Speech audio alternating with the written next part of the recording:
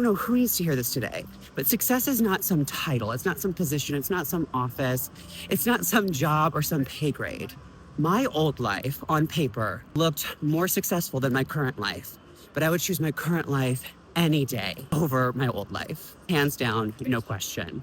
Hard pass on the old life. I'm Tommy. I quit my job a year ago. I moved to New York City without a job, by the way, and I've just been figuring it out ever since. I was terrified to do it, but I realized something. Everything's just like made up. Titles are made up, like positions are made up. And that's not what actually makes you happy. I was on this corporate ladder that I didn't know how I got on. I wasn't happy. I was absolutely miserable. I had left every dream I had behind. And what I realized in this last year is that you can be on some specific path, not know how you got there, but think that it's the title that matters. It's the next position that matters. It's the next pay range that matters. It doesn't. Sometimes being successful looks like actually figuring out what you want and going for what you want out of life and starting to understand truly who you are. And that's what I found is truly successful in this last year. It wasn't going for the next position. It wasn't going for a higher pay grade. It wasn't staying in a job where I had an office and it looked successful on paper.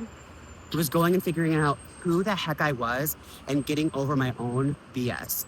And that can be success. Trust me, I still want to have success in a career, but I want to choose it more on my terms. And I think more millennials are starting to figure that out on their own. What we were sold as children doesn't necessarily work for some of us. For some people, it works. It works great. And that's awesome for you. But for some of us, it just doesn't work. For me, it didn't. I grew up in a small community where, quite frankly, the social constructs in the community that I grew up in were not made for someone like me. And that made it really hard. And I tried to fit into that mold for way too long. And it wasn't until I finally said, you know what, I don't fit this. It's time to move on and go find something that fits me that I started to truly become happy. And thank God for that. Cheers.